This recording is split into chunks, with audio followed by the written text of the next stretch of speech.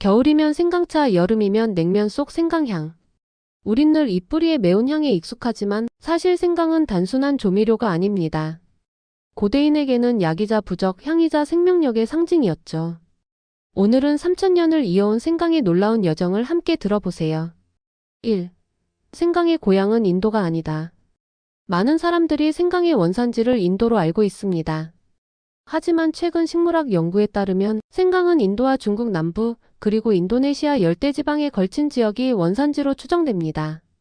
즉 생강은 특정 나라의 향신료가 아니라 아시아 전체가 함께 길러낸 식물이었던 셈이죠. 2. 고대인들이 악기를 쫓는 뿌리라 부른 이유. 고대 인도에서는 생강을 성스러운 향으로 여겼습니다. 향을 피우거나 제사 음식에 넣어 악령을 물리친다고 믿었죠. 중국 한나라 때는 생강을 부패 방지 약재로 사용했습니다. 냉장고가 없던 시대에 생강은 음식을 상하지 않게 하고 몸속의 나쁜 기운을 몰아낸다고 여겨졌죠. 그래서 생강은 단순한 양념이 아닌 음식의 수호자로 자리 잡았습니다. 3. 동서양을 잇는 생강의 대항해. 생강은 인류 최초로 향신료 무역의 주인공이 된 식물 중 하나입니다. 고대 로마 시대에는 금보다 비쌌다는 기록도 있죠. 실크로드뿐 아니라 향신료의 길을 통해 생강은 인도양을 건너 중동, 유럽까지 퍼졌고 16세기에는 신대륙까지 도착했습니다. 콜럼버스가 향신료를 찾아 나선 이유 중 하나도 바로 생강이었습니다. 4. 생강이 매운 이유. 과학적으로 보면 생강의 매운맛은 진저롤과 쇼가올이라는 화합물 때문입니다. 이 성분들이 혀의 통증 수용체를 자극해 매운맛처럼 느껴지죠. 하지만 이 매운 자극은 몸의 혈관을 확장시켜 혈액순환을 개선하고 체온을 올려 감기를 막는 효과가 있습니다. 그래서 겨울철 생강차 한 잔이 그저 따뜻한 음료 이상의 의미를 갖는 거예요. 5. 생강의 약효. 현대과학이 다시 인정하다. 최근 연구에 따르면 생강은 항염증, 항산화, 항암 효과가 있습니다. 특히 진저롤은 위염이나 구토 억제에 효과적이라 임신 초기 입덧 완화제나 멀미약 성분으로도 쓰입니다. 흥미롭게도 나사에서는 우주비행사들의 멀미 억제 식단에 생강을 포함하기도 했어요. 우주에서도 생강은 몸을 잡아주는 향신료였던 셈이죠. 6. 음식 속 생강의 숨은 역할. 한국 음식에서 생강은 양념 중의 조연이지만 사실 음식 맛의 균형을 잡는 숨은 주연입니다. 고기 냄새를 없애고 단맛을 더 부드럽게 연결시켜주며 매운 음식의 자극을 완화하기도 하죠. 그래서 생강이 빠진 양념은 맛의 깊이가 사라진다고 표현하기도 합니다. 7. 유럽에서는 생강빵이 마법이었다.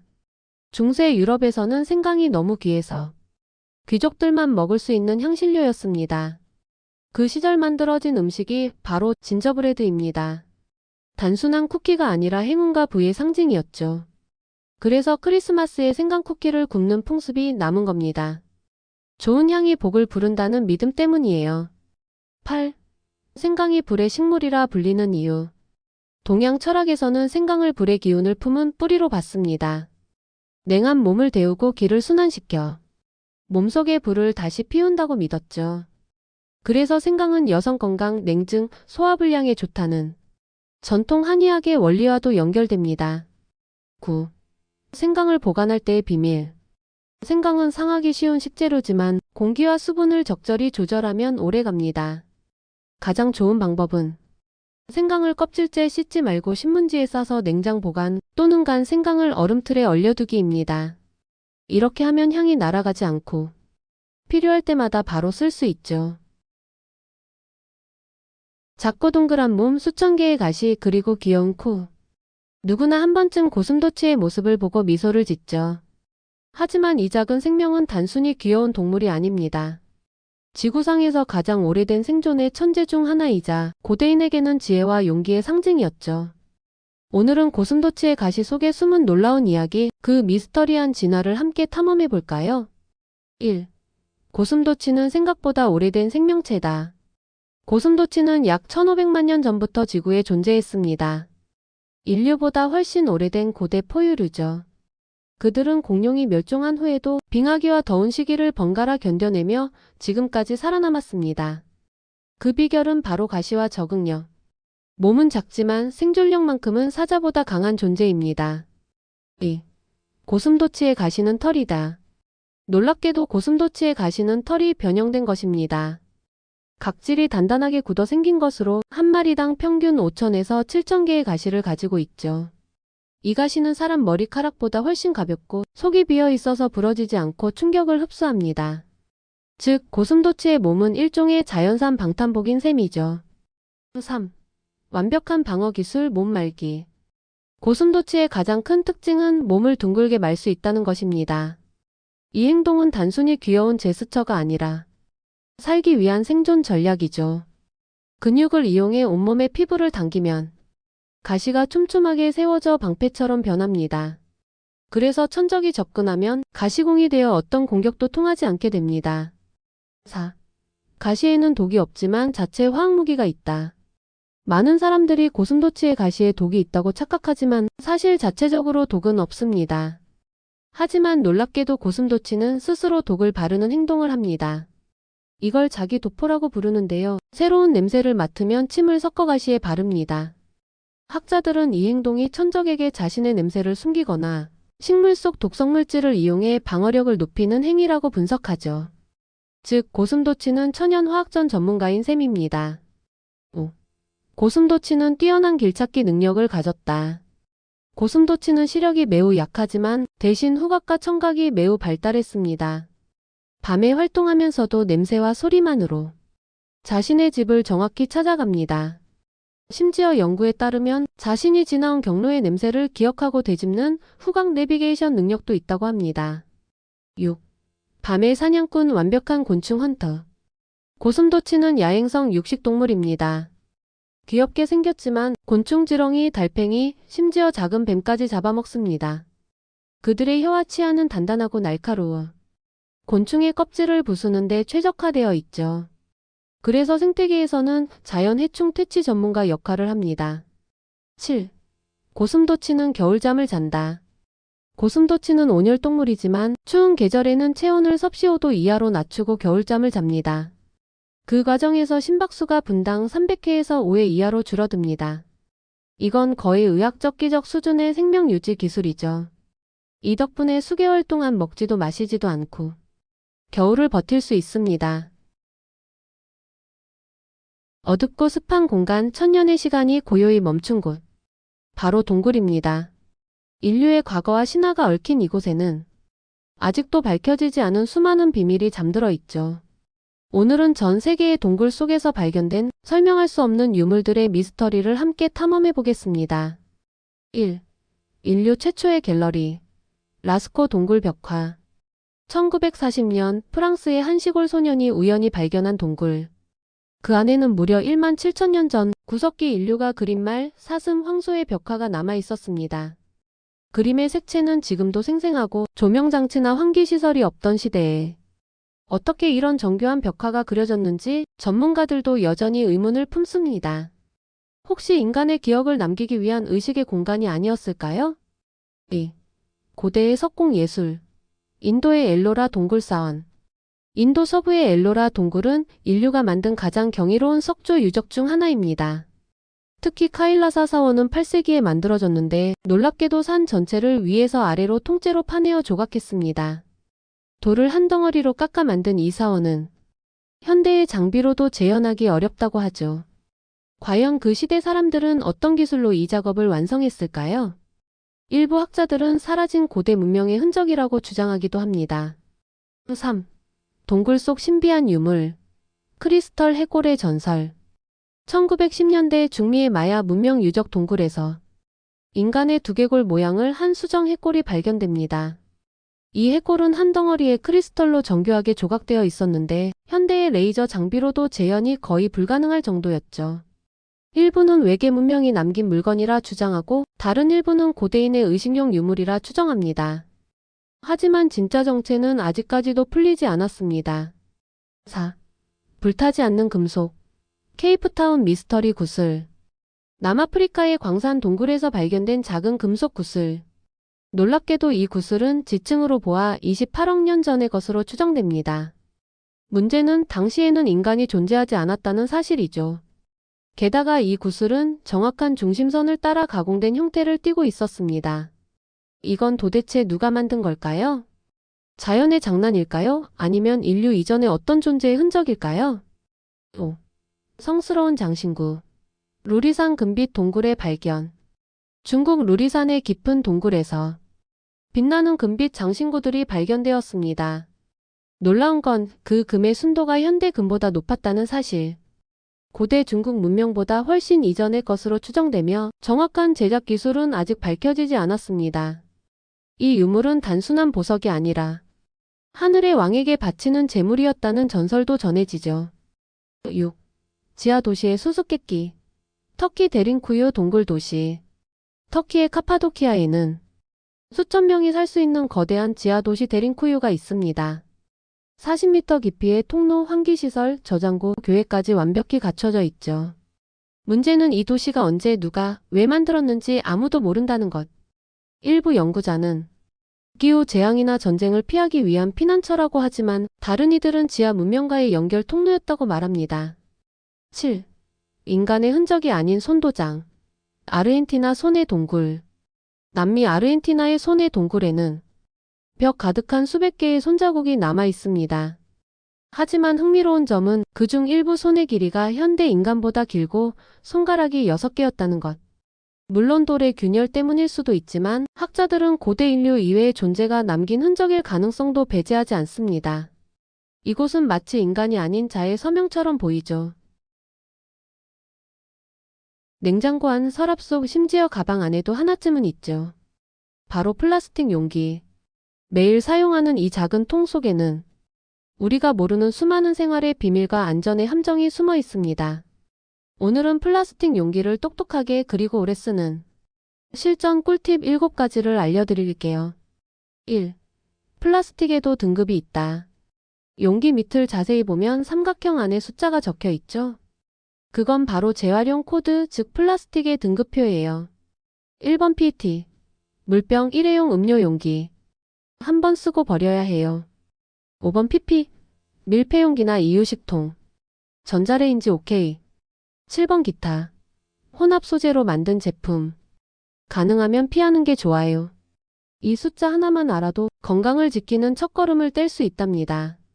2. 뜨거운 음식은 바로 담지 마라. 뜨거운 국이나 찌개를 방금 끓인 채로 용기에 담으면 플라스틱의 화학물질이 녹아나올 위험이 있습니다. 특히 뚜껑을 닫으면 내부 열기로 비스페놀 A가 쉽게 용출되죠. 따뜻한 음식은 10분 정도 식힌 뒤에 담기. 이것만 실천해도 훨씬 안전합니다. 3. 전자레인지에 넣을 때 확인할 것. 모든 플라스틱 용기가 전자레인지용은 아닙니다. 전자레인지 사용 가능 표시가 없는 제품은 열에 약한 PVC 계열일 가능성이 높아요. 용기가 살짝 변형되거나 냄새가 나면 그건 이미 내부 구조가 손상된 신호예요. 그때는 과감히 버려주세요. 4. 플라스틱 용기 세제보다 베이킹소다가 최고. 기름기나 냄새가 배인 플라스틱 용기 세제로만 씻으면 오히려 미세한 기공의 냄새가 더 배어요. 이럴 땐 베이킹소다 1스푼이랑 따뜻한 물을 넣고 30분 불려보세요. 냄새도 기름기도 싹 사라집니다. 자연 세정으로 오래 쓰는 법, 환경에도 좋겠죠? 5.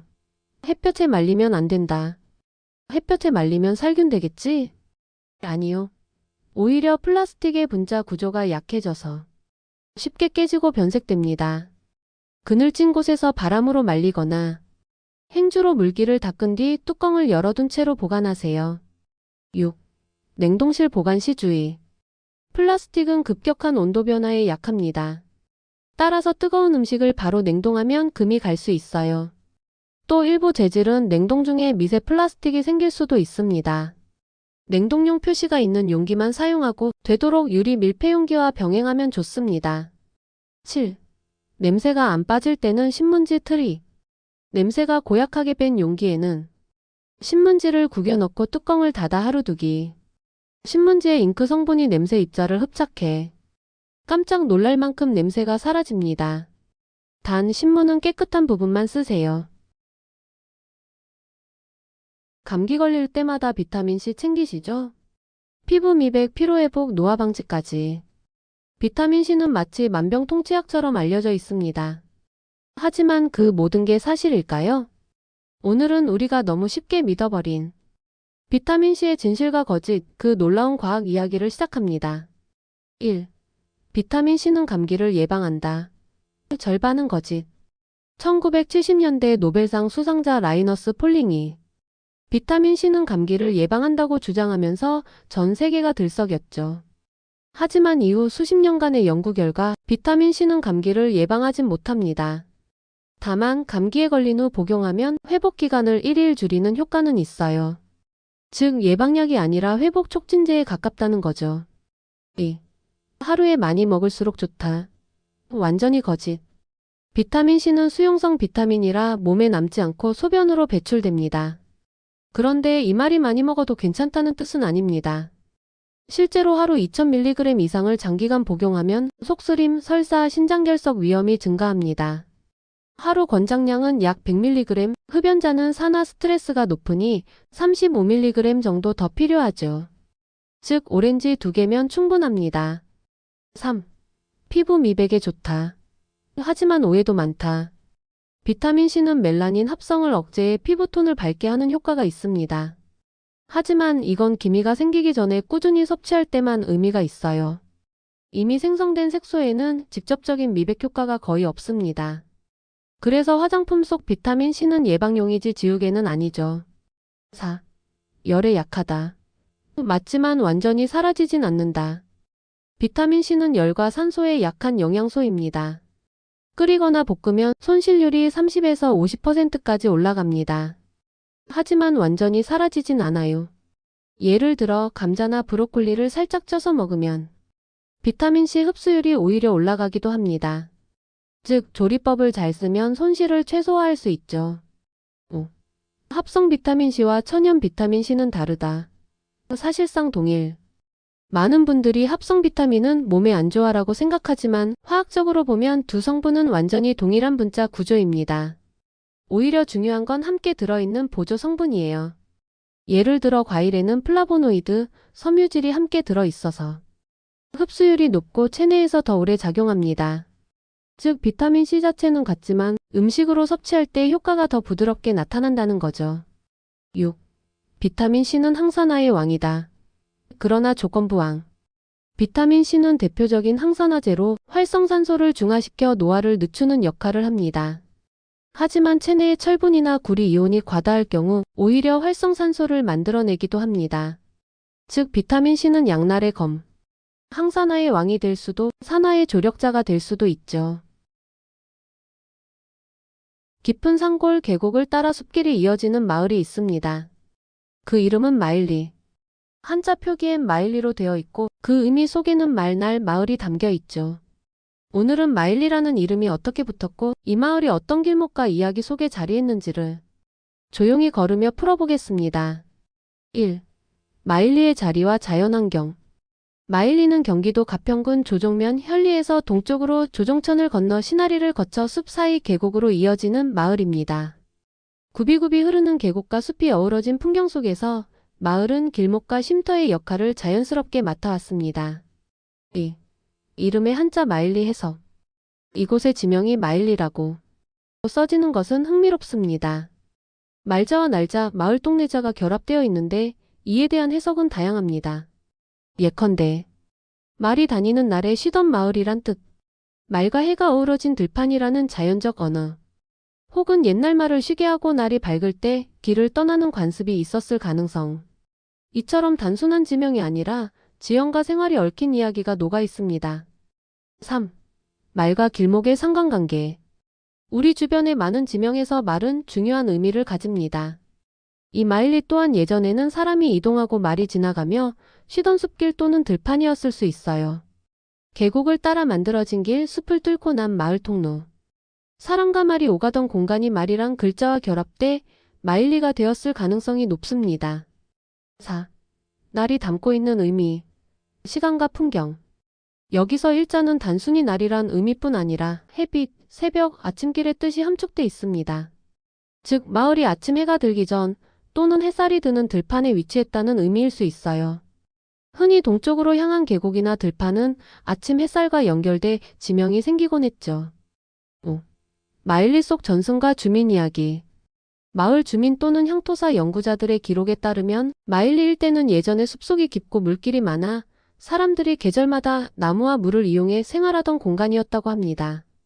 특히 계곡에서 말이 쉬었다는 전설이나 숲속 들판에서 날이 밝아오면 말이 끌려 지나갔다는 예시이야기가 전해져요.